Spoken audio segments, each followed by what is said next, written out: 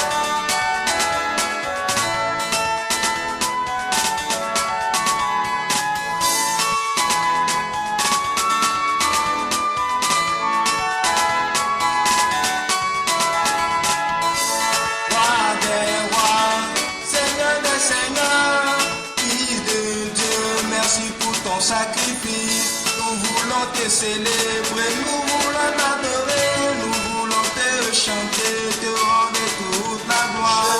Je veux te louer, je veux te célébrer, tu es toute adoration, pas sauveur des nations. Moi je veux te louer, moi je veux t'adorer, pour tous tes bienfaits. Merci Seigneur.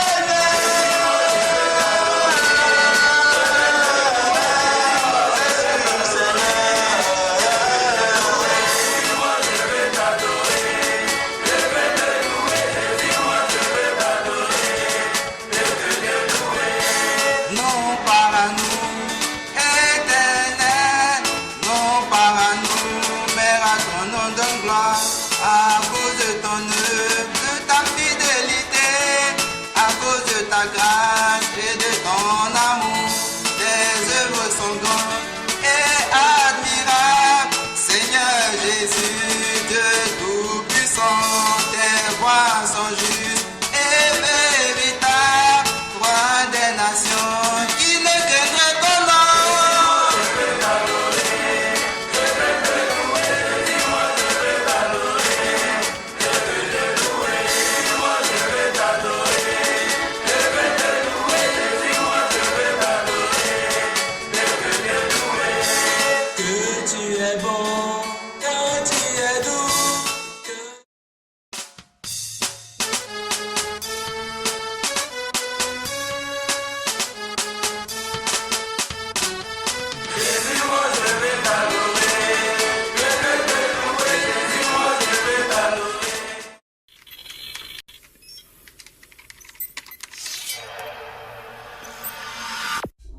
Puisque l'approche scientifique ne permet pas de trancher la question, il faut se tourner vers d'autres indices pour trouver la réponse.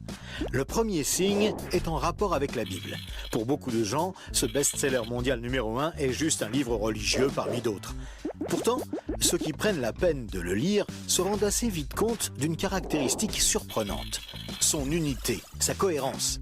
Bien que sa rédaction ait demandé 1500 ans, elle nous dévoile un propos cohérent qui s'est construit progressivement au cours des siècles et qui apparaît au final comme un édifice impeccable, majestueux, et qui dépasse totalement ceux qui l'ont construit.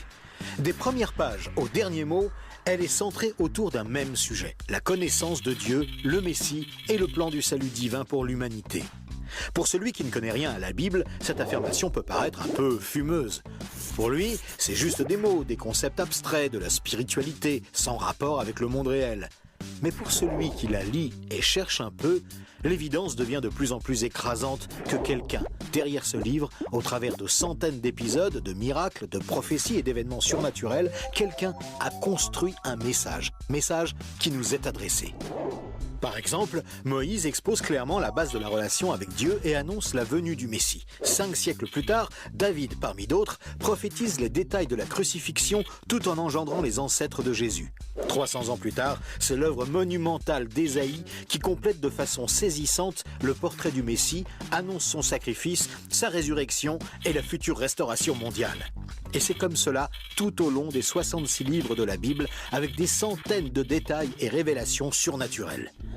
Et cela pose une vraie question. Comment cette quarantaine d'auteurs tellement différents, Moïse, David, Salomon, Ésaïe, Daniel ou Jésus, qui a accompli des dizaines de prophéties par le seul fait d'exister, comment peuvent-ils parler d'une seule voix et aborder chacun une facette du même message ? Sans se connaître, ils se confirment mutuellement et construisent le même tableau, un seul tableau immense et qui les dépasse totalement. C'est complètement incompréhensible et impossible à réaliser. Ils ont été chefs d'État, bergers, prophètes ou apôtres. Ils ne se sont jamais connus, ont vécu à des siècles d'écart et sont pourtant en parfaite unité, centrés exactement autour du même sujet. Impossible, n'est-ce pas ? Et c'est un cas totalement unique. Ni le Coran, qui ne s'appuie que sur un seul homme, sans antécédent, ni aucune confirmation postérieure, ni les écrits hindous, truffés de récits légendaires, ni aucun texte religieux de l'Antiquité n'a ce caractère unique. La Bible seule comporte cette sorte de filigrane attestant de sa véritable origine. Le second signe est lui aussi au cœur des passions les plus extrêmes. Il s'agit du peuple juif. Étrangement, le simple fait de parler d'Israël déchaîne des réactions quasi irrationnelles. Certains veulent son extermination, alors que d'autres le voient comme le paradis sur terre. Mais si on veut bien rester calme et juste considérer les faits, l'histoire, il y a pourtant de quoi s'interroger sérieusement. Comment ce peuple, haï depuis toujours, déporté une première fois, puis revenu sur sa terre il y a 24 siècles, puis déporté à nouveau et dispersé dans le monde entier pendant 17 siècles, comment a-t-il pu survivre? Et comment est-il demeuré un peuple distinct?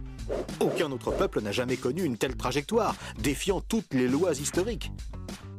Comment a-t-il pu reformer un État et même se remettre à parler son ancienne langue? Ça n'est jamais arrivé à aucun autre peuple. Il y a 25 siècles, le prophète Ésaïe posait une question étrange. Un pays peut-il naître en un jour? Ça ne s'est jamais produit, sauf pour la nation d'Israël, qui est née en un seul jour, le 15 mai 1948. Et cela, à peine 3 ans après la fin de la guerre et la solution finale mise sur pied par Hitler pour les exterminer. Et ce n'est pas tout. Le lendemain, Israël était attaqué par les armées de 4 pays arabes supérieurs en nombre et en armement, et il a pourtant gagné la guerre. Des soldats ont même raconté avoir assisté à des interventions surnaturelles. Étrange, non? Par la suite, malgré le rideau de fer, des milliers ont émigré de l'ex-URSS, accomplissant une antique prophétie qui mentionnait le retour des Juifs depuis le pays du Nord. Si on considère sa contribution à la science, les Juifs ont remporté 20% des prix Nobel, alors qu'ils ne sont que 0,2% de la population mondiale. Comment est-ce possible? 150 ans avant, ce n'était qu'un pays désolé, entièrement livré à la mauvaise herbe. Et aujourd'hui, on en parle comme d'un miracle d'agriculture. Ésaïe avait prédit que même le désert refleurirait. Et on trouve aujourd'hui des cultures jusque dans le Negev. Interrogé par le roi de Prusse, Frédéric II, qui lui demandait une preuve de l'existence de Dieu, son chapelain lui avait répondu « Les Juifs, sire, les Juifs ». Et d'où vient la première religion mondiale? De Jésus, un juif, dont l'enseignement, la mort et la résurrection continuent à impacter en profondeur la société humaine. Évidemment, ce peuple est loin d'être un modèle, et il a souvent sombré dans la corruption. Mais la Bible déclare que Dieu en a fait un signe parmi les nations. Qui pourrait dire le contraire? Pour terminer ce bref survol, une considération d'ordre moral. Encore un sujet tabou et pourtant... La Bible présente le bien et le mal comme des valeurs absolues, des valeurs extérieures à l'homme, qui les perçoit cependant par le moyen de sa conscience. Au contraire, la vision matérialiste de l'homme affirme que le bien et le mal sont des notions culturelles, relatives, résultant d'un long processus évolutif de l'être humain. Pourtant, tout le monde considère certaines valeurs morales comme supérieures à tout le reste. Par exemple, violer une petite fille, massacrer des bébés, commettre un génocide ou laisser quelqu'un mourir de faim sont considérés comme cruels et inacceptables. Même si certains tortionnaires ont affirmé qu'ils n'y voyaient rien d'immoral, nous pensons qu'ils n'avaient pas le droit de faire ça. Mais pourquoi le pensons-nous? Pourquoi pensons-nous que certains préceptes moraux sont supérieurs? D'où vient ce sentiment qu'il existe, en dehors de nous, des normes morales supérieures, des normes indépendantes de nous, puisque nous nous sentons nous-mêmes jugés par ces exigences morales? Étrange, non? Nous avons parfaitement conscience d'être imparfaits. Nous pensons que l'humanité est détraquée, mais par rapport à quoi? Ce sentiment de culpabilité contredit d'ailleurs la théorie de l'évolution et son hypothétique lutte pour la survie. Et pourquoi l'homme aspire-t-il au merveilleux, au paradis, quelle que soit sa culture? D'où vient ce sentiment intérieur qui fait exactement écho au récit biblique? Cette conscience, issue de nulle part et en parfait accord avec la Bible, constitue encore un autre signe tangible, bien difficile à nier.